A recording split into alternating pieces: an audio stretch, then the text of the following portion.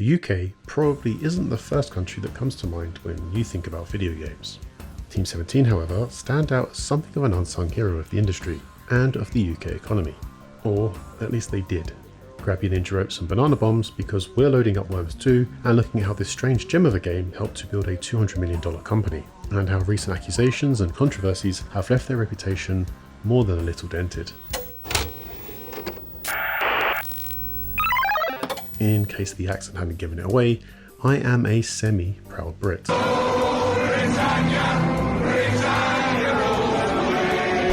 But for me, the gaming industry of the UK has felt like a missed opportunity. Despite its storied history, the industry has been undersupported and underinvested in, and left to wither on the vine. Turns out, we're more interested in drinking tea, pretending we still have an empire, and vomiting all over Eastern Europe on stag do's. One of the few success stories really got rolling back in 1994, a year which saw Olympic figure skating undergo a WWF storyline, Brazil win the Football World Cup, and Rwanda, well, I can't really make light of a genocide, so I mean, in the UK, shops were finally allowed to open on a Sunday, so there's that. Meanwhile, a hobbyist game designer named Andy Davidson would develop an artillery game called Total Wormage. Initially developed for a competition that he didn't win, he would shop the game around, eventually finding a willing partner in Team 17. After the company briefly lost his contact details, yes, really, they would manage to reach out and co-develop the game under the simplified title Worms. The result of a merger between 17-bit Software and Team 7, Team 17 had previously developed games for Amiga, and the 1995 release of Worms was no exception. But recognising the decline of the gaming market for Amiga, the sequel, Worms 2, would be shifted to Windows. The visual engine was given an overhaul using Microsoft DirectX, and opting for a brighter, more cartoon-like style. Like many, I discovered the game on a demo disc stuck to a magazine. Fuck, I'm old. And it was these updated visuals, the music and humour that instantly won me over. Whilst my childhood self couldn't recognise it at the time, the polish of Worms 2 was the real standout, and one I'm a lifelong fan. The commentary lines, for example, react to the unfolding action with humour, often coupled by snarky comments from the worms themselves.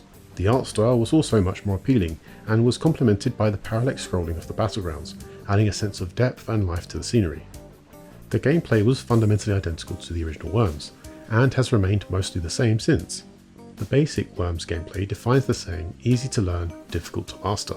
The bazooka and grenade artillery remains the same across all Worms games, and learning how to arc shots with the wind is certainly satisfying, although you'll likely hit your own worms a fair bit in the learning process. The game's focus was still predominantly on local multiplayer, however the new online multiplayer extended the game's life indefinitely, and a single player campaign gave you a new challenge with an AI that was capable of both incredible shots and incredible stupidity. On top of this, there was the terrain editor and ability to customize weapons and dial up the power and frequency of drops to true insanity. This also allowed players to experiment and to create scenarios and games that would have them giggling away like pyromanic children with matches.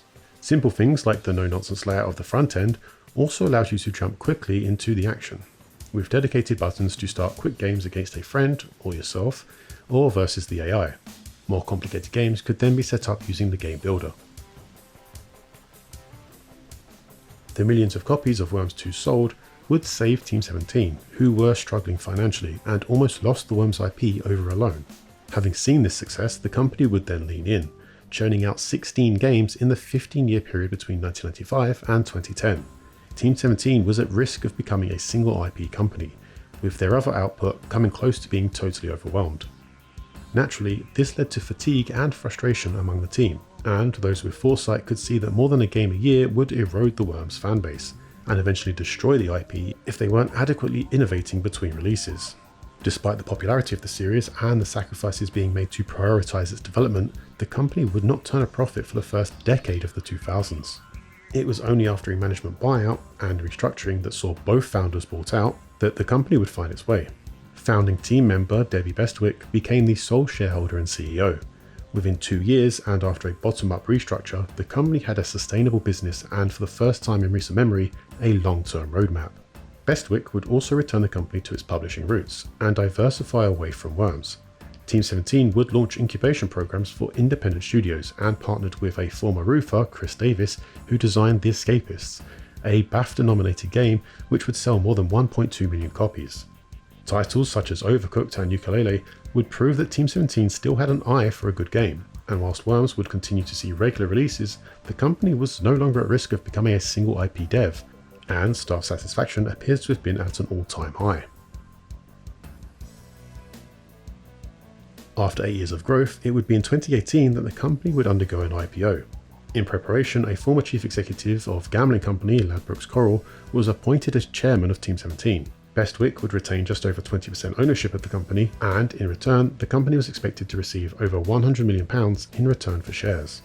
In the following year, revenue rose significantly, with the vast majority coming from its publishing and co-developing activity, Hell Let Loose and My Time in Portia being the standouts. Team 17 would continue to diversify and acquire development studios, and a growing team would be relocated to new offices. Further acquisitions, including Golf With Your Friends, would follow in the next few years, until one big misstep would spell disaster.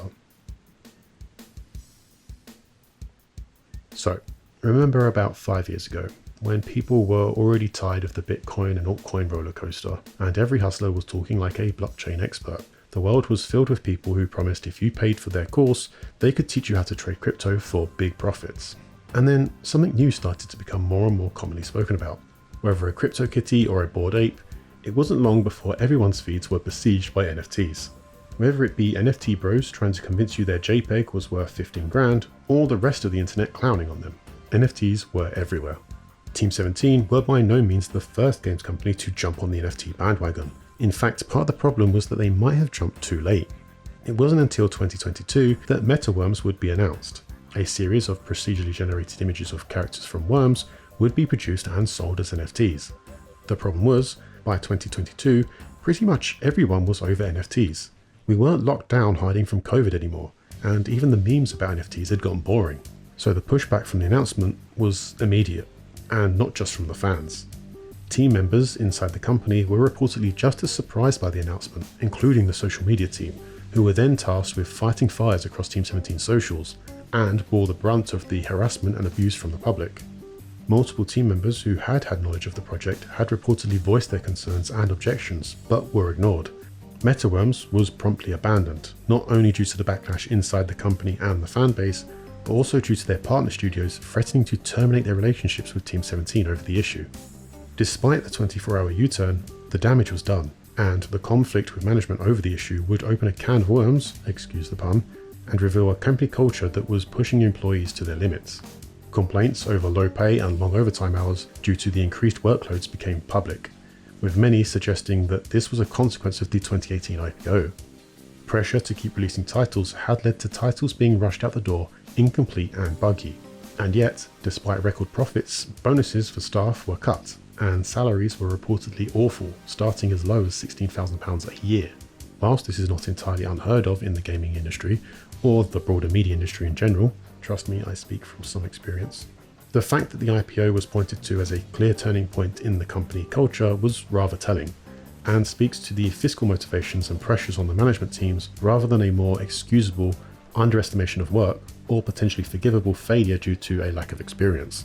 Furthermore, the HR team was accused of manipulating reviews on Glassdoor, showing not only an awareness of the dissatisfaction within the team, but an attempt to cover it up.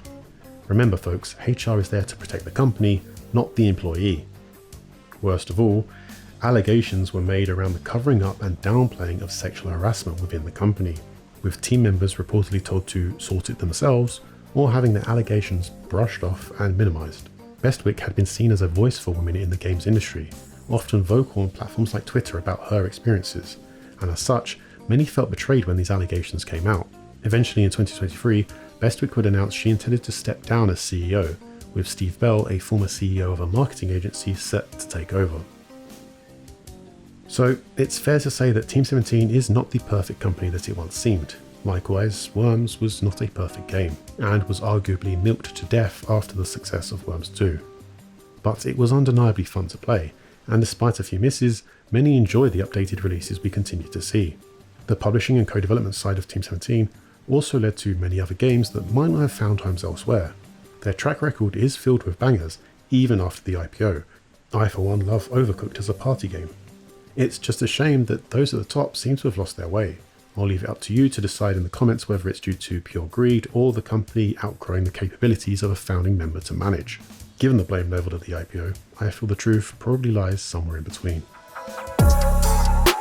I feel like I'm getting stuck in a habit of picking a game I loved and finding myself talking about a whole heap of negativity that came after. If you have a suggestion for a game or something positive to discuss, please drop it in the comments. Thanks.